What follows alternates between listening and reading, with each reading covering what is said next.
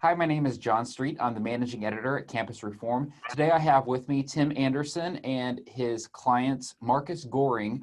Marcus Goring is the man you may have seen in the video that Campus Reform reported on. It has now gone viral, but essentially he was in the video at Virginia Wesleyan University just recently, and he was at a Bernie Sanders rally. He was standing outside the rally with a flag of Donald Trump, a Donald Trump flag outside in the parking lot.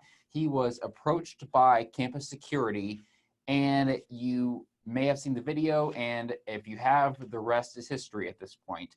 And so with that, I will bring in Tim Anderson and Marcus Goring. Thank you for joining us today. It's a pleasure being here. Thanks for having us. All right, so I mainly just wanted to kind of get a handle on some of the facts we've reported. A number of facts as we know them now already on campusreform.org. For our viewers seeing this, if you have not seen that already, go to campusreform.org. You can read all the latest on that story and get up to date. But for our viewers here, I just want to for you to walk us through what happened, why were you there, and what were the moments leading up to the altercation that you had with the campus security officer? It's not the first counter protest I'm attending. I tend to do that for all Democratic candidates. I'm a Republican. I'm a member of the Republican City Committee of Virginia Beach. I was volunteer of 2019 last year. And I tend to go to all rallies and counter protests and let the people who participate in these rallies know that I'm not with them, that I have a different opinion, and I stand behind Donald Trump and his 4 more years. And had you ever been to Virginia Wesleyan University specifically before, or had you been to other colleges in the area or across the region or the country? Had you ever been to that campus specifically before? And have you ever had any sort of altercation like this before? I have not been to Wesleyan University before. The other events were always on public places and not on any campuses. And I never experienced a thing like this before. All right, so you're standing outside the Bernie Sanders rally holding your Trump flag. There are hundreds, if not more, people lined up to walk inside the building where Bernie Sanders is set to speak. And what happens from there? Tell us. Well, of course, we're having our shouts and discussions like Trump 2020. We say 4 more years. Things like that we're saying and having a little bit, just discussions with the other that are waiting in line. And I see it more as always, it's an interesting conversation you can sometimes get with these people standing in line. And of course, I'm trying a little bit to try to see how I think and to get them over to us, things like that. And it's also interesting to see how many Trump supporters were waiting there in line that actually give us a thumbs up and shouted with us, Trump 2020. So about how long after you arrived did campus security approach you? We were there for about an hour. Okay. Walking along the lines that were waiting, I would guess there was maybe 1,000, 2,000 people. I'm not the crowd guesser. And we were walking along there, and then at last we were positioned right at the entrance outside where the metal detectors were to let the people go inside. There was a security, I couldn't specify him at that point, directing traffic. He left his position out on the lot and came to us to the curb and told us we would have to leave. Of course, we were saying, why do we have to leave? This is a public event. What did we violate that we would have to leave? Why are you taking our First Amendment rights away? And just to clarify for our viewers, this is it is a private university. However, the event you were at, Marcus, was advertised as an event that is open to the public. That is one of the things that the university raised in its statement reacting to this event, the fact that you were on private property. Have you gotten any more clarification from the college on that? I mean, we have, I guess we have an attorney here. What are can you just kind of walk us through the legal aspect of that, if you will? Yeah, please. So it's an event open to the public. It didn't restrict the people to be there that were just Democrat supporters. And when an event is open to the public, anybody can appear. You don't have to be in support of this political candidate.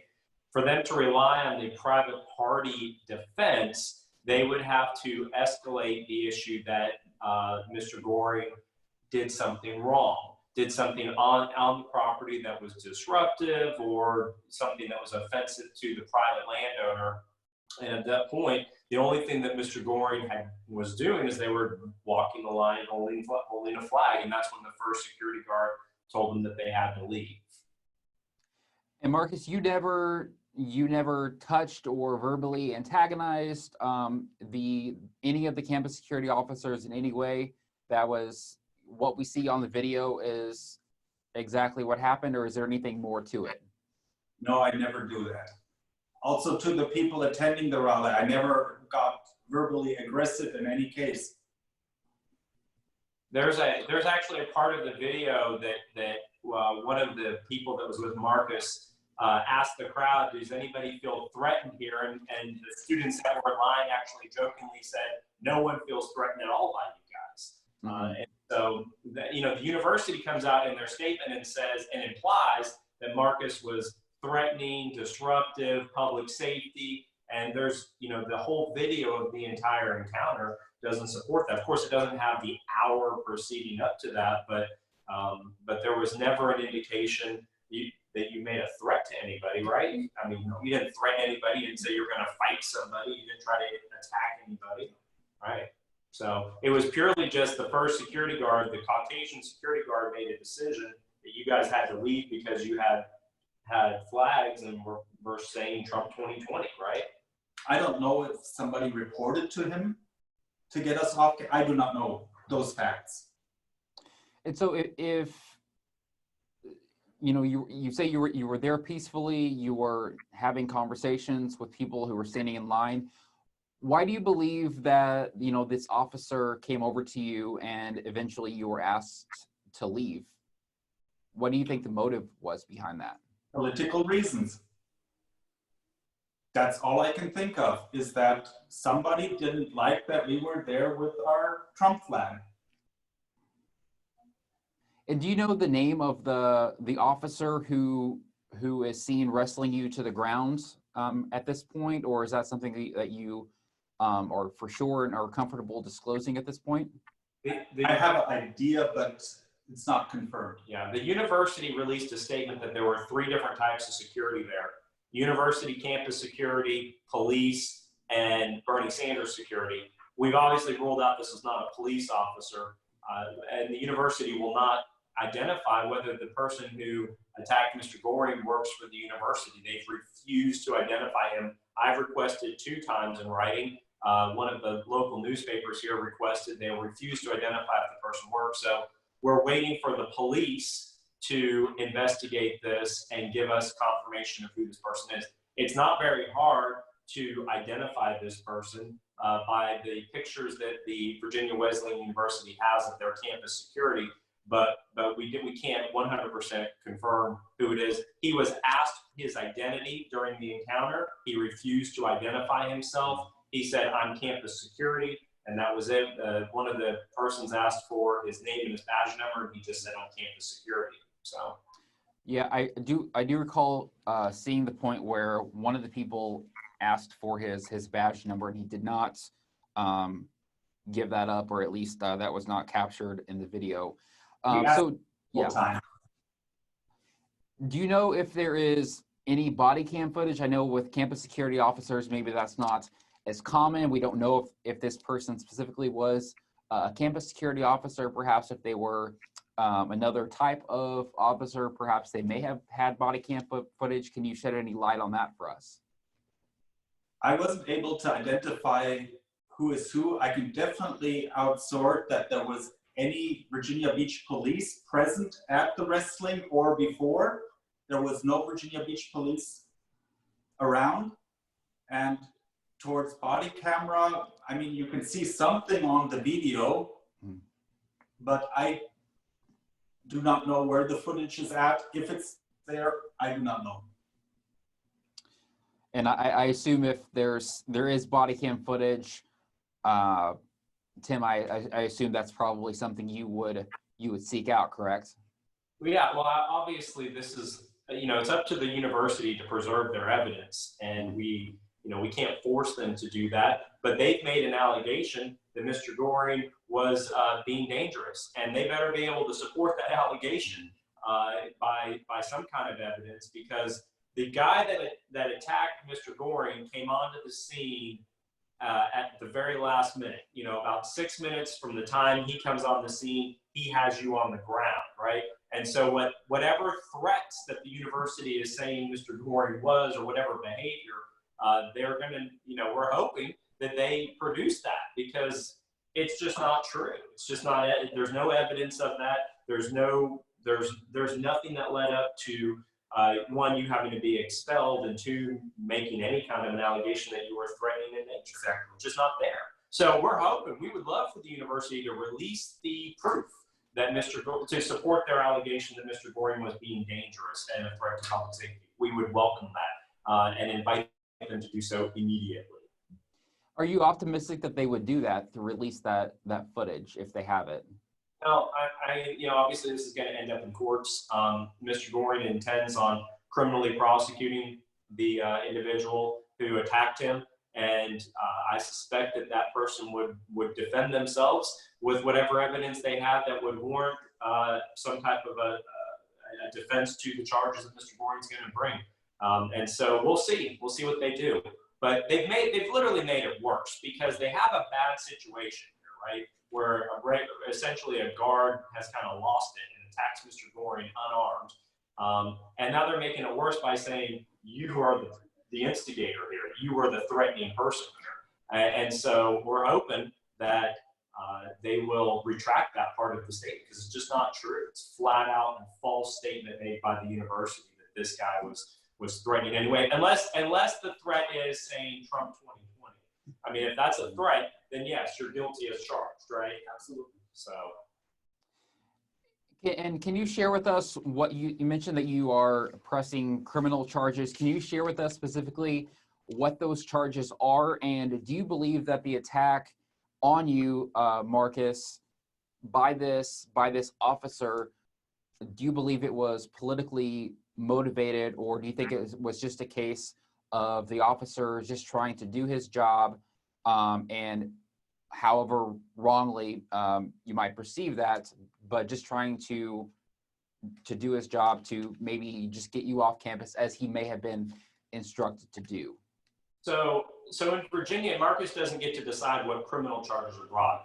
He will present his case to a magistrate, and the magistrate will decide what, if any, criminal charges need to be lodged against the defendant. As far as being campus security, if he is campus security, those are unarmed guys. And in Virginia, you are not allowed to physically touch someone as an unarmed security agent, unless Marcus was being, in self-defense, he could obviously defend himself, but they have no arrest powers.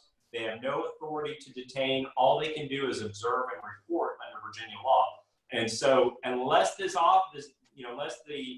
campus security officer can allege that Marcus made a threat to him, he had no basis to tackle him, grab the flag and tackle him from behind. There was no basis unless, that can see that, and the viewers can clearly watch the video where he's walking, the security guard puts his hand on the back of Marcus's back, and then they turn around and the security guard goes right for the flag, and that's where the wrestling starts happening.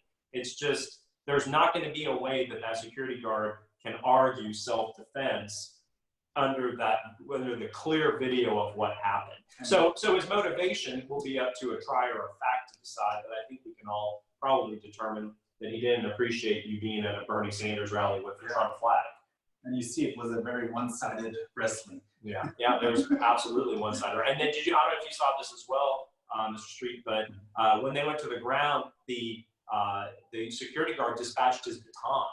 And he dispatched his baton and was coming after him with it, and that's when Marcus ran away from him. And so, it's the security guard tackles him and then dispatches his own weapon to attack you further. Yeah, it's unbelievable. I mean, it is so wrong on so many levels that it's actually somewhat good for the university that it was this egregious, because I can't imagine they would sanction this. And I would hope that the university would just come forward and say, oh, dear God, that's not us. We distance ourselves from this rogue actor, but they haven't done it. The only thing they've done is make you the aggressor.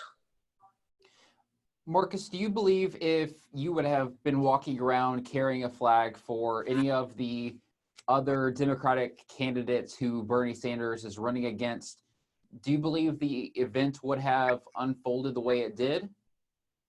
I can't say. I would never do that. I guess what I'm getting at is, do you personally believe that this attack was politically motivated, that it was solely because you are a Trump supporter, that you were holding a Trump flag at a Bernie Sanders rally? Probably so. I can't say it with 100% confidence, but I experienced much smaller incidents before, like somebody grabbing the flag and pulling it down, or little things, but never a personal assault like happened to me there. So I don't have that much experience, I guess. Did these other incidents happen on college campuses as well? This was the first time I was ever on a college campus. Okay. And so I just want to kind of wrap with kind of getting you your plans for next steps. You mentioned, this would go before a magistrate. Do you want to kind of walk us through the legal process of this and what we can expect moving forward? Yeah, so we're waiting for the police to positively identify the security officer, since the university is refusing to do that. They've absolutely refused to respond to my email. I emailed it to them. They responded back in a non-responsive way. And the only thing I asked for was this guy's confirmation of who this was. And then the newspaper asked them, and they failed to respond, and then made this vague statement. So right now we're just waiting for the police to do their job. We've spoken to the police. They indicate that that's coming soon. And as soon as we have that, then Marcus will present his evidence to the magistrate, and it'll be up to the magistrate to decide what, if any, criminal charges need to be brought. If the magistrate feels like a crime or crimes have occurred, he will administer charges, and then the security guard will, be served with those and be ordered to come to court.